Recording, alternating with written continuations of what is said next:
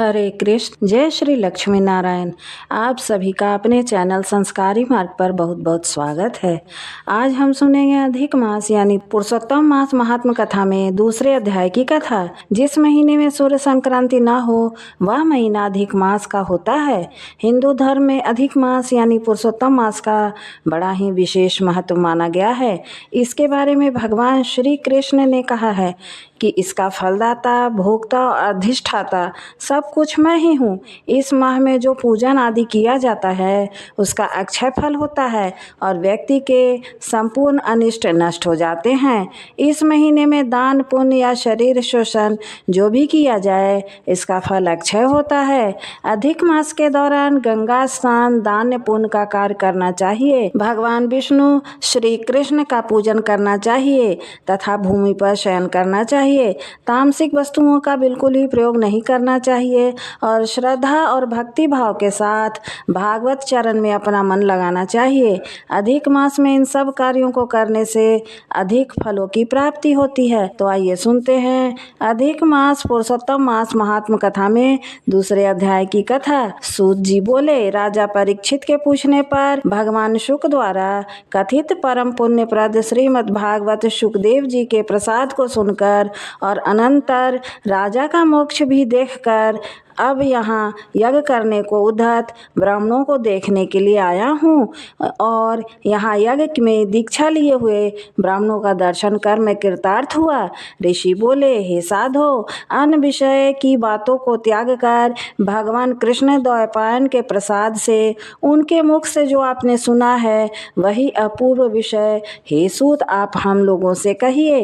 हे महाभाग, संसार में जिससे परे कोई सार नहीं है, ऐसे मन को प्रसन्न करने वाली और जो सुधा से भी अधिकतर हितकर है, ऐसी पुण्य कथा हम लोगों को सुनाइए। सूत जी बोले, विलोम से उत्पन्न होने पर भी मैं धन हूँ, जो श्रेष्ठ पुरुष भी आप लोग मुझसे पूछ रहे हैं। भगवान व्यास के मुख से जो मैंने सुना है वह यथा ज्ञान मैं कहता हूँ। एक समय नारद मुनि नारायण के आश्रम में गए, जो आश्रम बहुत से तपस्वियों, सिद्धों तथा देवताओं से भी युक्त है और बैर, बहेड़ा, आंवला, बेल, आम, आमड़ा, कैत, जामुन, कदम्ब आदि और भी अनेक वृक्षों से सुशोभित है।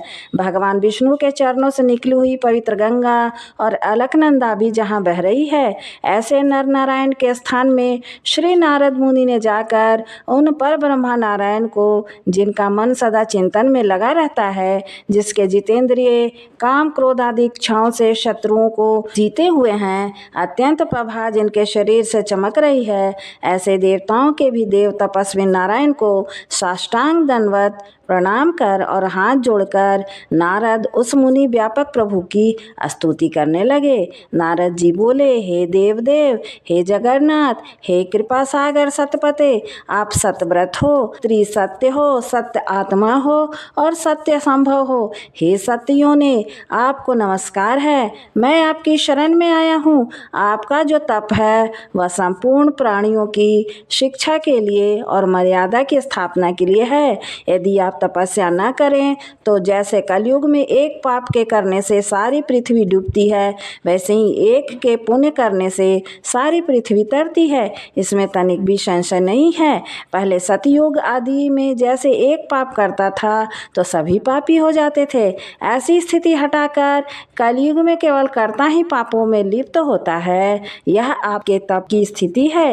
हे भगवान, कली में जितने प्राणी हैं सब विषयों में आसक्त हैं। चित्त जिनका ऐसे स्त्री पुरुष गृह में लगा है, चित्त जिनका ऐसे प्राणियों का हित करने वाला हो और मेरा भी थोड़ा कल्याण हो, ऐसा विषय विचार पर केवल आप ही कहने के योग्य हैं।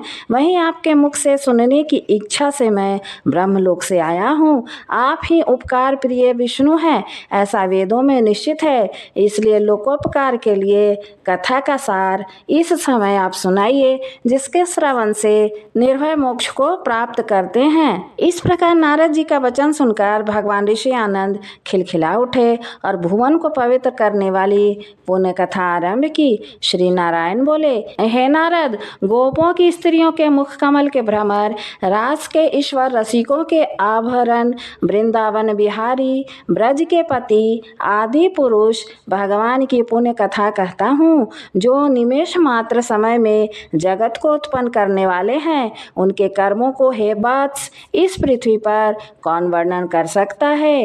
हे नारद मुने, आप भी भगवान के चरित्र का सारा सार जानते हैं और यह भी जानते हैं कि भगवत चरित्र वाणी के द्वारा नहीं कहा जा सकता।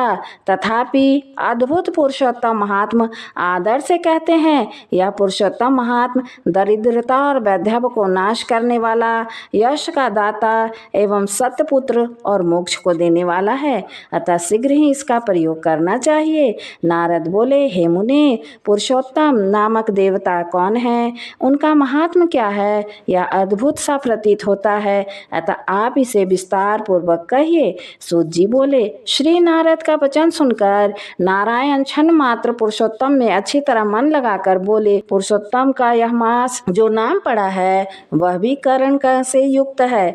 पुरुषोत्तम मास के स्वामी दया सागर पुरुषोत्तम ही हैं, इसलिए श्रीगण इसको पुरुषोत्तम मास कहते हैं। पुरुषोत्तम मास के व्रत करने से भगवान पुरुषोत्तम प्रसन्न होते हैं। नारद जी बोले, चैत्र आदि मास जो हैं वे अपने अपने स्वामी देवताओं से युक्त हैं, ऐसा मैंने सुना है, परंतु उनके बीच में पुरुषोत्तम नाम का मास नहीं सुना है। पुरुषोत्तम मास कौन है और पुरुषोत्तम मास के स्वामी कृपा के निधि पुरुषोत्तम कैसे हुए?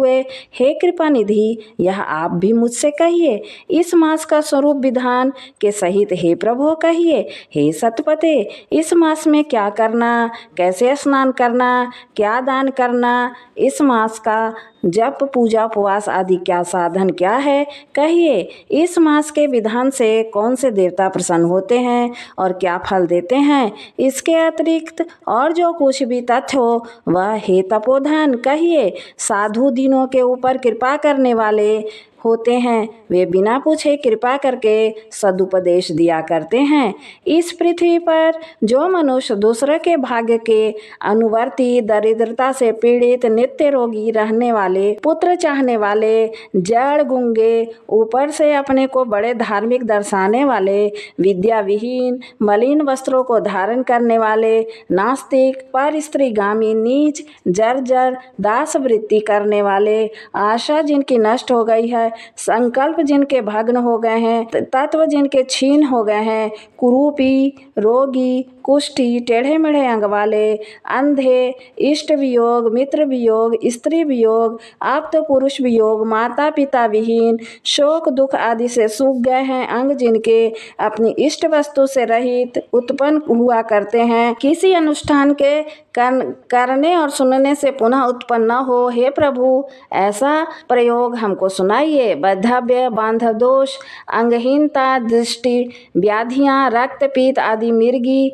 राज यक्षमा आदि जो दोष हैं, इन दोषों से दुखित मनुष्य को देखकर हे जगन्नाथ मैं दुखी हूँ, अतः मेरे ऊपर दया करके हे ब्राह्मण मेरे मन को प्रसन्न करने वाले विषय को विस्तार से कहिए।